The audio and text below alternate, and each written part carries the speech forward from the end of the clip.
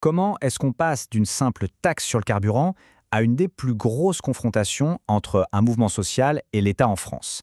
C'est toute l'histoire des Gilets jaunes, une révolte qui a vraiment secoué le pays. On va essayer de décortiquer tout ça.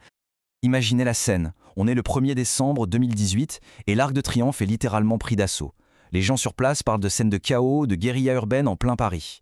Cette image, elle fait le tour du monde et elle marque un vrai tournant. C'est le moment où la colère déborde complètement, en plein cœur de la capitale. Mais alors comment on en est arrivé là? Pour comprendre, il faut revenir un peu en arrière. À l'origine, c'est une grogne populaire. D'un côté, il y a cette nouvelle taxe sur le diesel qui fait très mal au portefeuille de millions de gens, et de l'autre, au même moment, on supprime l'impôt sur la fortune. Pour beaucoup, c'est un cadeau fait aux plus riches. Ce cocktail, il a été explosif. Et le symbole au cœur de tout ça, il est hyper puissant. Pensez-y une seconde. Le gilet jaune, c'est ce truc qu'on est obligé de porter quand on est en panne, quand on est en détresse sur le bord de la route. Eh bien, il est devenu l'uniforme de tous ceux qui avaient justement l'impression d'être laissés sur le bas-côté par l'économie. Ce jour-là, ce n'est plus juste une manifestation. Le pouvoir a vraiment eu peur. Dans les couloirs de l'Élysée, on se demande si les grilles vont tenir. C'est la première fois que le gouvernement réalise l'ampleur d'une colère qu'il ne peut plus du tout ignorer. L'expression qui revient, c'est que la République a vraiment tremblé.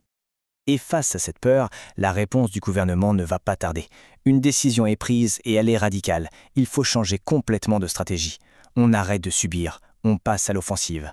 C'est la naissance d'une toute nouvelle doctrine du maintien de l'ordre. Le changement, il est là, noir sur blanc. C'est une inversion totale. Avant, la police était formée pour contenir, pour encaisser le choc. Désormais, l'ordre est différent.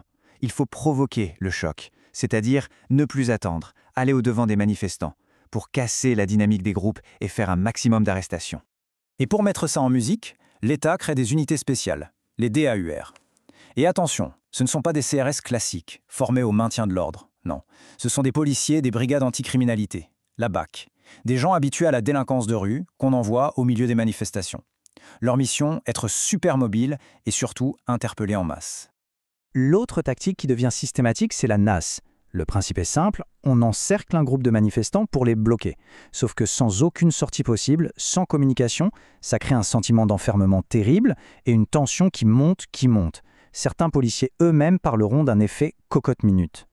Et les résultats de cette nouvelle doctrine, on les voit tout de suite. Le 8 décembre, le premier samedi où elle est appliquée, il y a près de 1200 arrestations rien qu'à Paris. Pour mettre ça en perspective, c'est 3 fois plus que la semaine d'avant. La machine à réprimer est lancée. Il faut s'imaginer ce que ça donne sur le terrain.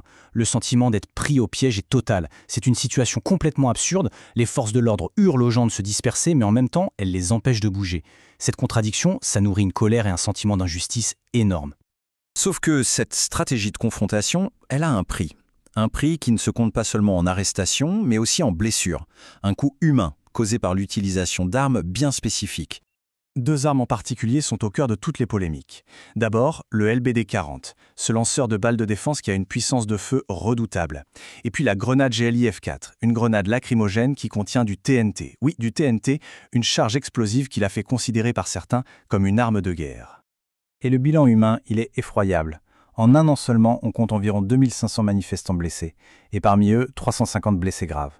On parle de gens qui ont perdu un œil, qui ont eu une main arrachée. C'est un bilan d'une violence absolument inédite pour un mouvement social en France. Derrière les chiffres, il y a des visages. Celui de Jérôme Rodriguez, par exemple, est devenu un des symboles de ces violences. Avec ces quelques mots tout simples, il décrit ce qu'il faisait juste avant que sa vie bascule. C'était un manifestant ordinaire qui filmait avec son téléphone, un sandwich à la main. Et puis en une fraction de seconde, c'est le drame. Un projectile le touche en plein visage. Jérôme Rodriguez perd son œil. Il devient malgré lui une figure de ce que certains appelleront les mutilés pour l'exemple. Il met un nom, un visage, sur la brutalité de la réponse policière. Face à ce bilan terrible, une question finit par se poser, évidemment, celle de la responsabilité. Comment est-ce que l'État a géré les conséquences de sa propre stratégie? La recherche de justice, ça a été un très long combat. Le cas de Zineb Redouane est peut-être le plus emblématique. C'est une dame de 80 ans, elle est chez elle, elle ferme sa fenêtre et elle est touchée en plein visage par une grenade. Elle mourra plus tard à l'hôpital. L'enquête qui va suivre, c'est une succession de zones d'ombre. Le tir est jugé illégal par des experts, mais le tireur n'est jamais identifié par sa hiérarchie et la pièce à conviction principale disparaît. Un drame qui laisse d'énormes questions en suspens. Et c'est là qu'un fossé gigantesque se creuse. On a 2 récits qui deviennent totalement irréconciliables. D'un côté, le discours officiel, incarné par le président de la République, qui dit que les mots « violences policières » sont inacceptables, Et de l'autre, les organisations de défense des droits humains qui parlent, elles, de violations et qui engagent directement la responsabilité de l'État. Sur le plan judiciaire, les chiffres sont sans appel. On voit un décalage immense. Sur plus de 450 plaintes déposées par des manifestants, seuls 19 ont finalement abouti à des poursuites. Ce gouffre, pour beaucoup de victimes, il alimente un sentiment d'impunité et de déni de justice. Pourtant, une porte de sortie politique a été envisagée. Un avocat a proposé d'indemniser les blessés, un geste d'apaisement qui avait déjà été fait en 1986. La réponse d'Emmanuel Macron ? C'est une bonne idée. Mais cette bonne idée est restée lettre morte. Rien n'a jamais été fait. C'était peut-être une occasion manquée de reconnaître la souffrance et d'apaiser les choses. Au final, toute cette histoire nous laisse avec une question fondamentale. Quand un État est face au chaos, il doit maintenir l'ordre, c'est son rôle. Mais jusqu'où peut-il aller ? Où est-ce qu'on trace la ligne entre une action légitime pour protéger la République et une violation des droits fondamentaux de ses propres citoyens ? C'est une question qui, aujourd'hui encore, reste ouverte.